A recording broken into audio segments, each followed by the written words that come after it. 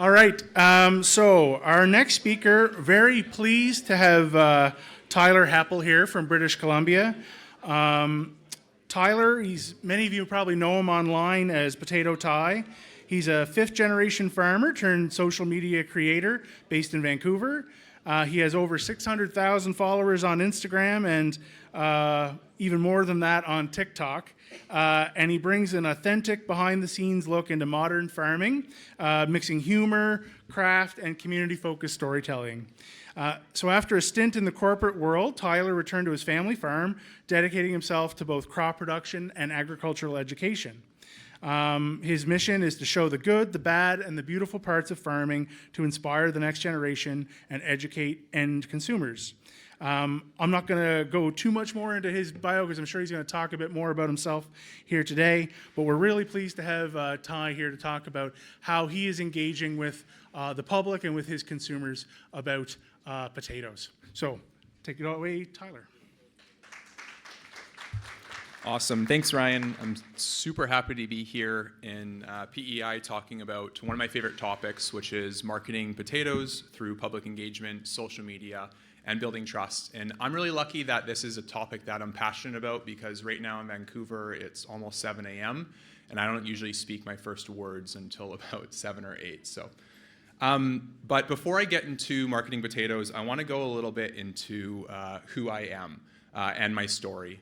I believe in life there are a few key decisions that we make along the way that change everything.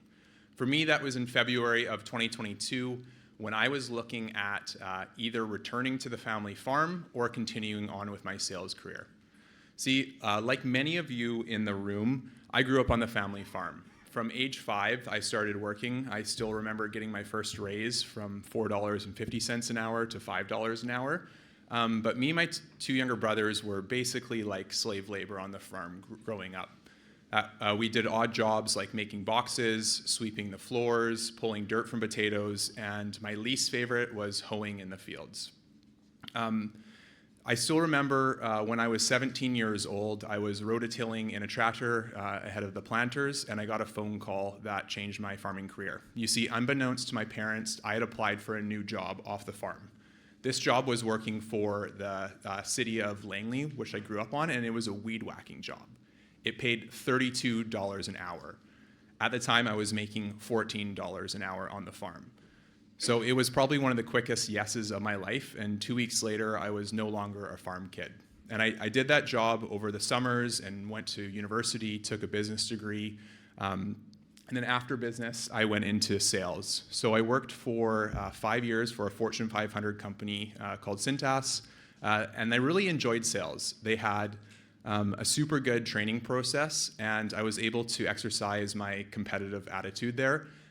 They were really cutthroat. So every week they would stack rank all the reps and send an email out and list them from the worst to the best, and then every year they would cut the bottom 15%.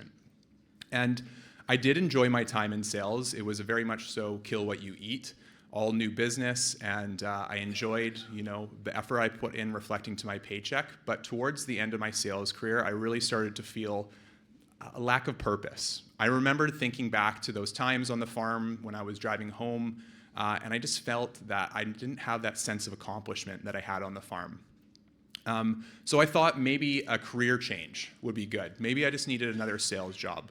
So I went out to the marketplace and applied for 2 jobs and went through the sales process there and got offered both those jobs. One was selling medical laser devices, and the other one was selling tractors. And then my dad caught wind of me wanting to make a change in my job, and he offered me to come back to the farm. He said, there's a role opening up. It doesn't pay that much, but it's in the barn, and you can give farming one last chance. So luckily in my life, I had 2 really good mentors. The first mentor, he told me to write down all the pros and cons of each job. So that's what I did. And one thing really popped out to me was that returning to the family farm had the most amount of cons. And I'll list them here. The first one was a 50% pay cut based on the other 2 sales jobs. The second one was it was an hour commute, as I just purchased a place that was 2 cities over. The third one was that I would now have to work Saturdays and holidays, and the last, the cherry on the top was I would have to work with my father. But luckily, I had another really good mentor in my life, and he said something that I will never forget. He said, "Tyler, oftentimes in life, the hardest decision is the correct one. Oftentimes in life, the hardest decision is the correct one." And so with that, I came back to the family farm. As the production manager, my goal was to try to innovate the farm, take stress off my parents, and ultimately retire them and move into ownership. So this is our family farm here. It's been around since 1920. I am a fifth generation potato farmer. This is my grandpa here. He's 88 years old, and he's pretty famous around the Fraser Valley. He's at our farm every single day other than Sundays, and this man saves us about $1,000 a week picking up parts. And if you're a sales rep, you hate to see this guy walk through the door because he will sit in your seat for an hour to save 20 bucks. And then that's my dad there. I'm super proud of him. He's more than doubled the size of the farm since taking it over from my grandpa. And then that's my middle brother. We're still working on trying to get him back to the farm. And then that's me when I was still in sales. I had to shave every day. I hated it. I don't think I've fully shaven. I may have only fully shaven once in the last 4 years since I've been back. But our farm, so we grow fresh potatoes. So in British Columbia, we're the smallest producers of potatoes basically out of all the provinces. So with 700 acres of fresh potatoes, market potatoes, that makes us one of the largest producers there. And part of that reason is because land is super expensive in British Columbia. The average cost per acre is $100,000. And our farm, our unique proposition to the market is we specialize in early potatoes. So actually today is the first day that our farm is planting potatoes this year. We always get our first planting in February. It's been a super mild winter. This is the first time in 40 years we haven't had snow in the Fraser Valley, which is pretty crazy. But our farm, we turn off the import of potatoes from the United States with our fresh supply.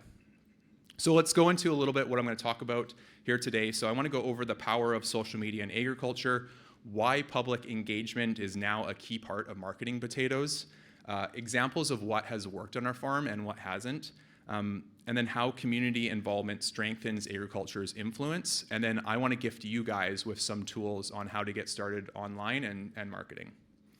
So here's a video, just gives you a little snippet of the type of videos that I make on a weekly basis. My one goal this year was to showcase just how interesting agriculture is, from showing you how cranberries are harvested and the lack of spiders, to the wild world of carrot farming and how baby carrots are actually made, to bringing together 20,000 people for Ugly Potato Day and giving out 430,000 pounds of produce. In 2025, we hit over 520 million views and I believed crushed that goal. This next year, we're going to keep showing you the good, the bad, and the beautiful sides of agriculture to inspire the next generation and educate you. Because at the end of the day, agriculture deserves to shine. So I don't just make videos about potatoes. Well, that is the staple of the content I make. I try to show, take my audience on a field trip every month where I show a different commodity, how a different crop is grown, in hopes that they have more appreciation for that, to reduce food waste and just to kind of shine how hard agriculture is in hopes that they appreciate their food more. So online, my name is Potato Ty. I create about 2 to 6 videos per week. They're about between 15 to 60 seconds. They're mostly educational with a mix of humor, and I'll go over a bit later how I decide that mix. In 2024, I got 400 million views, and this last year I got 520 million views online. And I'm proud of that because I've posted a lot less this last year as I've now moved into the president role of our potato farm. And that requires a lot more involvement in operations and management, which the logic side of the brain and the creative side of the brain can't always coexist at the same time. So to give you a little bit of snapshot of where we're at with social media, the average consumer uses social media about 2 hours and 20 minutes a day. And that's the average. If we take a snapshot of Gen Z, it's more like 4 to 5 hours, with the upper end being 12 hours a day. So YouTube makes up the lion's share of social media users. We see about 84% of people are using social media, where Facebook is about 71%, Instagram is half of that at 50%, and TikTok's at 38%. But the fact of the matter is, right now, social media is rivaling traditional TV watching, and in the next few years, we're going to see that number far surpass people spending time watching TV. So what's my goal? It can be summed up in one sentence. I want to educate the end consumer. I want to show how food is actually grown so consumers value food, reduce food waste, and understand why farming matters. Ultimately, I believe as farmers, if we're not telling our story, somebody else will be. And I just want to also sell more potatoes. So I didn't just come back to the farm and want to become an influencer. It kind of just happened. And what happened was, when I came back to the farm, I noticed two issues right away. One, that our best farmland was slated to be disposed of by the federal government and be paved over. And two, that we couldn't sell a lot of our potatoes just because of their looks. So I don't know about you guys, but during COVID, I had a problem, and that was my addiction with TikTok and scrolling. And I still remember this one key moment where I was watching a viral video. It had 1 million likes on it, and I clicked on the profile, and I noticed that that content creator only had 1,000 followers. And the light bulb went off in my mind that this is a new type of algorithm that values the videos based on a video-by-video basis. It doesn't matter how many followers you have. If your video is good, it will be shown. And so, like I mentioned, the first problem about our farmland, we needed to get the word out there that some of the best farmland in all of Western Canada was going to be developed. And so we reached out to traditional news sources, and none of them would cover it, or they'd give us the runaround, or they just wouldn't even respond. And it wasn't until we started posting on TikTok and starting to go viral that they actually started to approach us to make news stories. And so this is our farmland we're trying to protect. We posted a few viral videos and got about 10,000 followers through that. And over the next 2 years, we had a bunch of action items that needed to happen to save our farmland. We launched a petition, we launched a letter writing campaign, we had a town hall.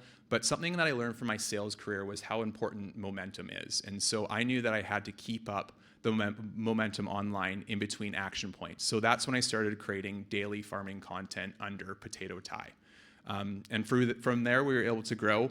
Our farmland isn't fully saved yet. However, if it wasn't for our social media efforts, it would have been developed by now. So we're still working through with the federal government in trying to get this land out of their disposal list, but we feel at peace from it. Another benefit that we've seen has been increased sales, and I'm going to show you this video here.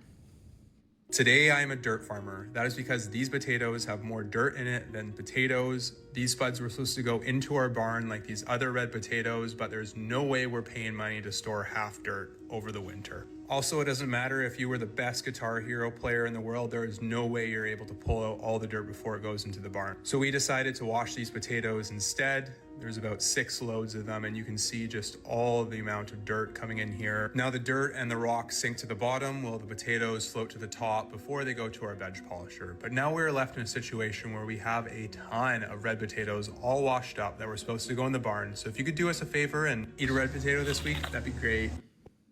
So the top comment reads, I understand that this is not supposed to be an ad, but it works much better than normal ads because now I want some red potatoes. Stew sounds good.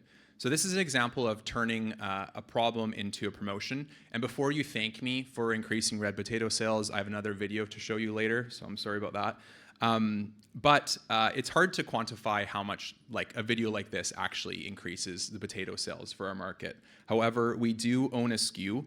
So these are our warba potatoes. These are the potatoes that we're planting today. They will be harvested in May. And because we own the earliest farmland in all of Canada, we basically own this SKU. And when we're planting, when we're harvesting, when we're irrigating, I am taking so many videos about just this one SKU. So people are feeling connected to it. They're feeling like they need to make sure that they buy these potatoes because they've seen how they grow. And we've seen a 40% year-over-year growth on this SKU in the last 3 years since we've been making content on it. We also market our product through retailer relationships. We allow them to feature us farmers and connect their customers to the farm through telling our stories. And we've seen some really good growth from that, with them giving us preferred spots in the grocery store and also preferred pages in their ads. But storytelling is one of the best ways that we've found selling potatoes. And we do that through a few different ways, but one of our favorite ways this last year that we've got good traction is showing the issues we go through as a farmer. And I have a few more slides on that later, but people want to feel connected to their food now more than ever, and people feel more connected through issues than they do achievements. Also, we have something called Ugly Potato Day, which is a community event that we found that's really driven brand recognition. So how Ugly Potato Day came about was a few years ago, I walked by a bin of potatoes, and we were going to have to sell these potatoes for 2 cents a pound to cow feed. But they were perfectly fine to eat. They just looked a little bit weird, they were a little bit big, they had some cracks in them, and we couldn't really donate them to the food bank. So at the time, I had about 50,000 followers, and I said, you know what, come to our farm on Saturday from 10 to 4. We're going to put some potato bins out in the front. You can grab as many potatoes as you want. And we had 12 people come out. I remember feeling very defeated. You know, it was me and my mom sitting in the sun for 4 hours, but I had one really good conversation with someone, and he encouraged us to do it again. So 2 weeks later, we did the event again, and we had 75 people out. 2 weeks later, we did the event again, and we had 200 people out. And then we did it 2 weeks later, we had 800 people out. And by the end of the year, we partnered with 2 other farms to have carrots, beets, squash, and potatoes, and we had 2,000 people out. Well, fast forward to this last August, and we had 20,000 people out to Ugly Potato Day. It was our 20th event, and we gave away 430,000 pounds of vegetables. And I really believe as farmers, we are community builders. We are put in such a unique position to be growing the food source for our country, and I think that allows us to lead the conversation in building these communities. Here's just a little example. I think this was Ugly Potato Day like 15, but this is the one where we decided we probably have to move off the farm. We got the police called on us yesterday because our farm threw an epic party that drew thousands of people and over a mile-long traffic to get into our event. If you're a follower, you are no stranger to Ugly Potato Days, and this was our 13th Ugly Potato Day where we had over 4,000 people come out and grab some carrots, potatoes, squash, and beets. And the coolest part about this was it was 3 farmers who came together to say, you know what, our communities are hurting and we want to feed them before Christmas. So we gave out over 60,000 pounds of vegetables that were different sizing or different shapes that normally can't be sold in the store for absolutely free. With your generosity, we were able to raise $5,500 for local food banks. So thank you for coming out and emptying our bins of vegetables. I promise you this is just a start and you will see a lot more in the future. Okay, so why did this event work? Well, because it was actually needed. You see, potatoes should be affordable, but in recent years, we've seen some more greed from the grocery stores, and it's made really buying potatoes somewhat a luxury here in Canada. They're easy to distribute, you know, they're multicultural, they're versatile, but the bottom line here is people want to support farms who give back. And our narrative with Ugly Potato Day has been, this is Canadian farmers supporting your community. It's not American farmers, it's not Mexican farmers, it's Canadian farmers. And so the goal with that and what we've communicated with the people that come to Ugly Potato Day is, in the future, if you see Canadian potatoes next to American potatoes in the store and the Canadian potatoes are $1 or $2 more, you know who's supporting your community. And even this last Thanksgiving, we got so many messages about the American potatoes being cheaper in the markets, but people picking the Canadian potatoes because we are helping out our community. You know, the fact that 1 in 4 Canadians are food insecure is mind-boggling, especially being in a country that has so many natural resources as us. And I think that as farmers, we can lead the way in helping solve food insecurity, and our communities will in turn support us. There's also some really good tax credits through giving away and donations to the food bank. So we always partner with the food bank for these events. So every farm gets a tax credit. And this is a very aggressive tax credit that all provinces outside of Alberta have. It's called the farmer tax credit, where you get 25% back off the value that you donated. And I don't know about you guys, but some of our potatoes are marked up 400% in the store. So we get more money back off our taxes than I would even selling some of those potatoes. I really believe that there is a need for agriculture producers on social media. Most people are 3 to 4 generations removed from a farm. So we try to do 4 field trips a year at least. And the majority of these kids just think that their food shows up at the superstore before they come to our farm. But that is why I think it's so important for us farmers to be trying to educate the end consumer. Another reason is public misconceptions. You know, in 38.2% of US news consumers unknowingly shared fake news on social media. And I want to personally apologize because in 2024, I was responsible for that point too with this video. Today we are painting our potatoes red. That is right, this is a liquid that looks like water, but it is actually a food-safe dye. We also add this dye to the water here, which gets the rest of the potato coated in this beautiful red color. Look at it. We do this because red potatoes sell for more money. If you learned something today, follow along because I want to show you more farming hacks. So I thought that was just pretty clearly a joke, but apparently not. So how the story goes is this is back in the day when I was challenging myself to post every day, and I was just about to go on a men's retreat with my church into the forest with no cell service, and so I quickly edited up this video. I posted it not thinking anything of it, and I went into no cell service reception for 3 days, and I came back to this video having 25 million views, 30,000 comments, and a few 100,000 shares, and my phone was absolutely blown up. So I've definitely made about a dozen videos commenting on this video saying it was just a joke, I'm sorry. But the damage was done. Even the other month, my friend was telling me that his mother was at a grocery store and she was trying to scrape off the red potato on a paint, the red paint on a potato. But we have exited the knowledge era and now we are in the truth era. There is so much information out there that contradicts itself, and as farmers, I believe it's our job to tell the story, or else somebody else will. You know, people see irrigation and they think waste. People see spraying and they assume danger. They see our big equipment and they assume greed. This gap is just misunderstanding. I don't think it's hatred. So a quick story here is the farmland that we're trying to save, it has residential houses all around it. And we had this one guy, he was kind of the leader of the neighborhood, who every time we sprayed manure, every time we sprayed, every time we were doing irrigation, he would report us, call the city. He was the biggest pain in our side. And a few years ago, when we were about to lose this land, we brought him in for a meeting and asked him to help us. And since then, he's been one of our greatest advocates. He actually runs a website trying to save this farmland, and we haven't got one complaint from him now since we've been spreading manure. I truly believe that social media is the gap, and that gap is just the public having more knowledge about what actually goes into farming. Consumers want to know the farmers. For example, here in Canada, we have some of the strictest food safety regulations in the world. I don't know if any of you have been through SMETA or Canada GAP, but it is crazy what we have to go through here in Canada, and we don't share that enough.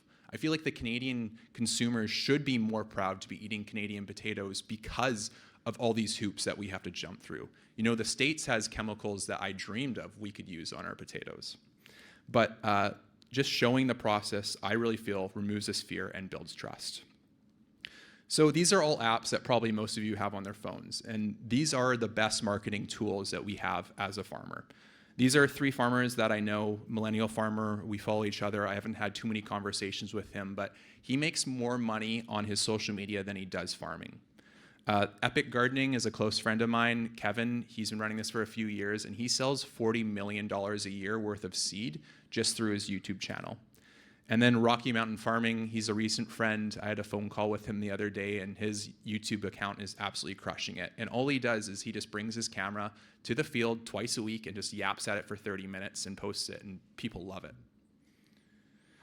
So for those of you that are wanting to get started in marketing or creating content, this is a very powerful tool for me. It's called Cringe Mountain. and it goes as follows. Anyone who you see who is awesome, they are in the land of cool, okay? When they do things, it looks effortless. And then there's you. You're trying to post for the first time, you're trying to learn a skill for the first time, and it just feels cringy. Every step you take feels cringy.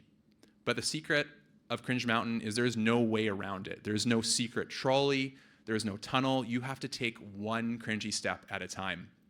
And as the story goes, by the time you've made it to the land of cool, you've put so much effort in that when you do things, it feels effortless. But there's an important rule about Cringe Mountain, and that's nobody will ever make fun of you who is doing more than you.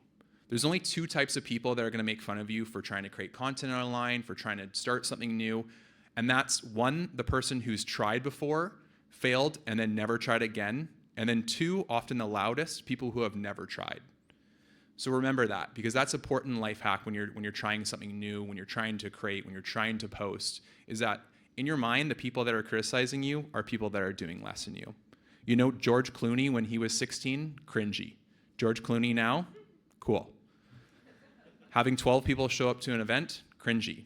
Having 20,000 people show up, kind of cool. So I want to give you some best practices to get started on your social media and marketing journey.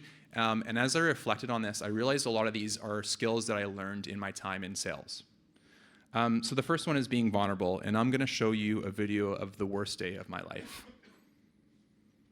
I don't usually cry, but yesterday I did, and it wasn't because my stress levels were through the roof. It wasn't even because we had to call the police. It was because over 15,000 of you showed up yesterday to Ugly Potato Day to grab free produce. You didn't just show up, you waited in line for hours. Yesterday was one of the most heavily rained days of the year. I feel that this just shows how broken our country actually is. How long did you wait in line up for? About an hour and a half. An hour and a half in the pouring rain. Dude, you are a legend. You want. Family is sick, so here we go. Attaboy. I heard story after story about families not being able to afford produce, and it broke our heart. Overall, we are able to give out 250,000 pounds of vegetables, but I am truly sorry to the thousands of people that we turned away. Hopefully you at least got an apple for my dad in the tractor. We will do this event again, but we will have to think even bigger picture next time. Awesome. So one of my pet peeves is just having a bunch of surface level conversations. And I found that one of the best ways to get around this is actually being vulnerable. And the same thing works online. People connect more with your failures, with your losses, than your mountaintops and your accomplishments. And so often online, people just put their best foot forward. But the trust is really built when you're able to be the one that's vulnerable first. The next one is being authentic. The word of the year in 2023 was authentic. And my motto is showing the good, the bad, and the beautiful parts of agriculture. This is a way to connect with people. It's a way for people to understand our lives, and ultimately, it is one of the easiest ways to build trust, is just being authentic where you're at. Think of Cringe Mountain. Be authentic with where you're at, and it relates with more people. The next one is humor. So my first mega viral video I ever made was about me marshmallow farming. It was really just poking fun at city folks who think that we actually grow marshmallows, that these hay bales are marshmallows. But what it did is it created a sense of humor with my audience. It gave us an inside joke that the outsiders didn't know. And that's what humor does, is it breaks down walls and it creates a sense of community. So this is Lily. If you ever want to feel bad about yourself, she's 11 years old and she sells $1 million of candles a month. And I was able to sit on a panel with her, and what she does so well with her social media is she builds in public. So again, it hits the authentic, it hits the vulnerable. She shows the highs and the lows of running a business as an 11-year-old. And she's been doing this for 4 years, so I followed her as an 8-year-old and 9-year-old. It's pretty crazy. But that's one of the reasons why Ugly Potato Day has also taken off so much, is because we show the bad, we announce the event before, we do a wrap-up, people are able to follow along and see the growth of it. I really love this quote. The two most important days in your life are the day you're born and the day that you find out why. So this is Avery. Her and I were featured in an article together last year about people who left corporate America and came back to the family farm. And her story and purpose is really cool. So her family farm was about to go bankrupt. They were a beef and cattle farm. And she came back to the farm and started posting on social media. She sells direct to consumer beef. And she's been crushing it. This last December, I saw that she did over $1 million in direct to consumer sales. And she's been able to lower the cost of her cow by $1,000 because of the business she's seen. But she does a really good job of sharing her purpose. Probably once a month, she makes a video about why she came back to the family farm. And it just gives people permission to care. The saying is, sharing purpose explains why you exist, not just what you do. Okay, so that was some theory. If I always get asked this, if I was to start at 0 social media followers, how would I market myself and how would I get back to where I was? Well, there's an idea called stealing like an artist. And what I did when I started was I took 2 people in my niche that I thought did a really good job but had different styles. So on one end, there was Gatlin, who does just comedy farm sketches, and they're hilarious, but I don't think I've learned anything about farming from him. But he does a really good job of entertaining. And on the other side was this Shea Farm kid who is all how it's made content, all about agriculture. And what I did was I took that how it's made in comedy and I combined it together to create my identity Potato Tie. I think it's a very valuable thing to do is have these different brands that you look at and you look at how they're doing their hooks, you look at how they're making their videos, how they're editing, and you steal like an artist and apply it to your own craft. The next most important part is hooks, and this is something that people often overlook when they're marketing, when they're creating content. You literally have 1, 2, maybe 3 seconds to grab someone's attention on social media. So a good hook creates curiosity, and it grabs the attention of the viewer so they watch the video all the way through. I always say that most of the time should be spent on thinking of the hook, as opposed to just planning out the video. Most people have such good video and content ideas, marketing ideas, but the first 3 seconds are boring and people just scroll by. So here are some hooks I've used in the last year that work really well. This may be controversial, but agriculture needs chemicals. We have an issue, we are gonna solve it. I showed you X, now it's time to show you Y, and how I use that one is I showed you how carrots are harvested, now it's time to show you how they're made into baby carrots. Have you ever wondered how? Have you ever wondered how potatoes turn green? I make that same video every single year and it gets at least 10 million views. Like people just are so fascinated by green potatoes. And then by now we all know that. So by now we all know that green potatoes are poisonous. Bottom line is I really feel like the future of farming and our future as Canadians is collaborative. We live in one of the most connected times ever, yet we feel more disconnected than ever. And that's why events like Ugly Potato Day have really taken off. Success is being a part of a community that works together to overcome challenges. And I think as potato farmers here in Canada, we have such a unique position to help overcome the challenge of food security. And I really believe that our communities will remember us for that and reward Canadian farmers for being leaders of food insecurity. Because ultimately, at the end of the day, the quality of your life is the quality of your connections. So I'm Potato Tie. This is my email. If any of you want to say hi or send a question or need social media help, send me an email. I have like a 4-hour layover on Saturday, so I'll get to them. But I think we'll roll into some Q&A here. Yeah. Questions for Ty? We have time for a few? I have one. Okay, just a second. He's going to get the microphone for you.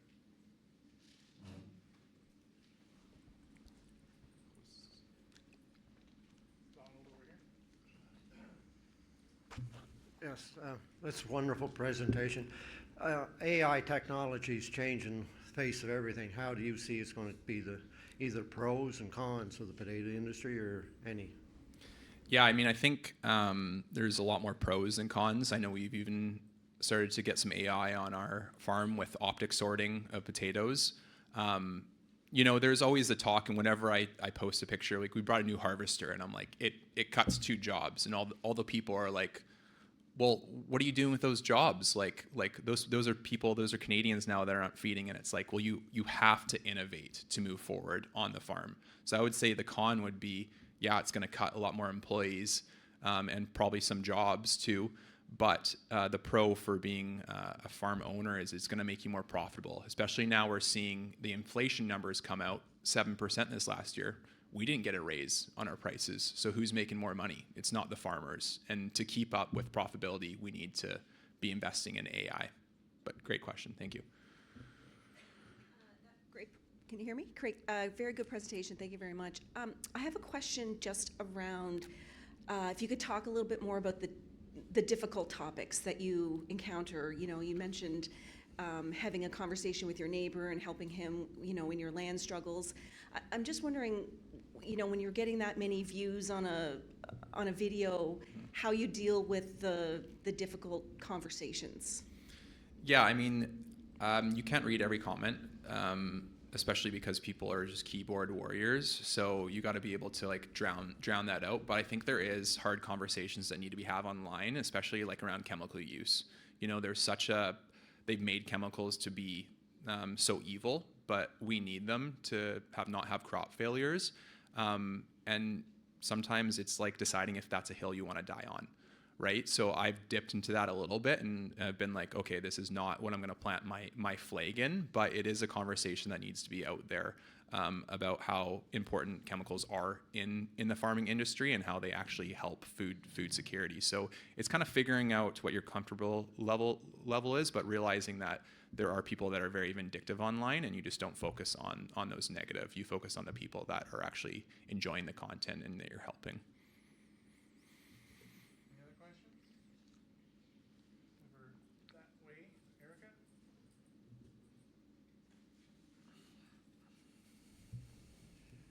So I really appreciated you with talking about your neighbor and how, you know, people see you spraying and they don't know what you're spraying. It could be water, it could be something else, but they assume the worst. I've seen that in some of the communities that I've lived in too. So I'm just wondering, how did you go about turning around that neighbor that was a pain in your side, as you put it? Mm-hmm. I mean, I think they have to understand the process a little bit, and it does take spending some time with them. So we invited him to come have a tour of our farm where we were able to sit down and talk about it, and we really just went over all the issues that we were facing, and invited them to do more research too. A lot of times people just base their knowledge on a 2-second headline, or there's this video of a professor talking about how bad the McDonald's potatoes are because chemicals, right? And people take that. But it's just having the conversation with them. And like I said, being vulnerable with them, showing the issues they've gone through. You know, we've had massive crop failures in the past. So with a chemical talk, it's showing like those crop failures and saying this could be every other year if it wasn't for the chemicals, and allowing them to do more information. But I think the biggest one is just engaging in conversation with them and having them understand that as farmers, we're not bad people. We are really just trying to feed our communities.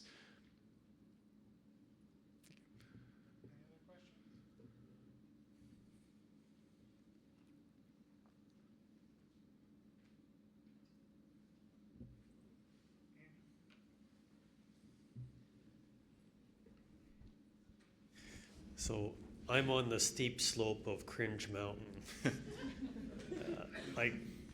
I appreciate social media, but I just am not drawn to it. But I'm feeling like in the role that I'm in, that I need to start stepping into it. Mm-hmm. And a little older than you are, and so how do you help me over Cringe Mountain?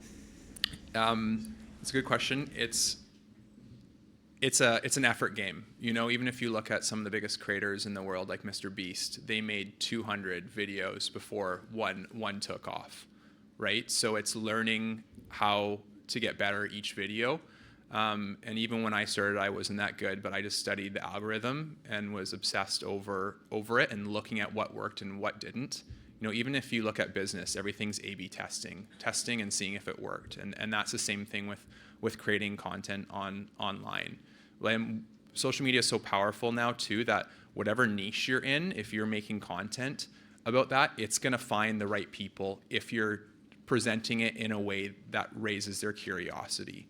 So I think to answer your question there, Andrew, it's just getting the reps in, being okay with posting 100 times with having not much traction, but at least you learning and getting a little bit better from your first video to your 10th to your 20th, and so on. And you will see success if you don't give up.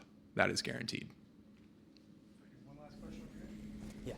Hello. So I'm part of the demographic that follows you. Like before I even worked on a potato farm, which I do appreciate. My question is, how do you choose between a personal brand versus a corporate brand? Like I know you as Potato Tie. Mm-hmm. Why did you choose this over, like, I'm Tyler from X Farm, for example? And how do you talk to farmers that, if you sell direct to consumer, how do you talk to farmers for like products or services to sell? So how did I pick like my name, Potato Tie, or the brand deals, or How do you choose like the personal brand over the corporate brand? Like I'm Gotcha. Tyler from Heppell Farms, for example. Gotcha. That is a good question, and I just kind of came about, like when I originally started, it was Heppell's Potato, which is our name is Heppell's Potato Corp. But I think just because I became the face of it and nobody else wanted to be on camera, I just nicknamed myself Potato Tie. So it came naturally like that. I think you need to address too what your end goal was, and for us, it was we sell under a brand called BC Fresh, which is 32 farms that come together. They didn't really want me being the voice of that or representing that. And so our farm didn't really have a ton of like increased benefit with the content at the start. So that's why I went more the Potato Tie route. It was like, what's the end goal? Well, the end goal is, I want to be a voice in helping with food security and encouraging agriculture. And again, it feels more personal coming from a face than a brand. And a lot of brands have done a really good job of creating like mascots or people. I don't know, I think of like Jake from State Farm, right? Like people within the brand that have a specific brand lane. So yeah, I hope that answers your question. All right. Thank you so much. Thank you, Ryan. Appreciate it. Let's all give Ty a round of applause. That was terrific.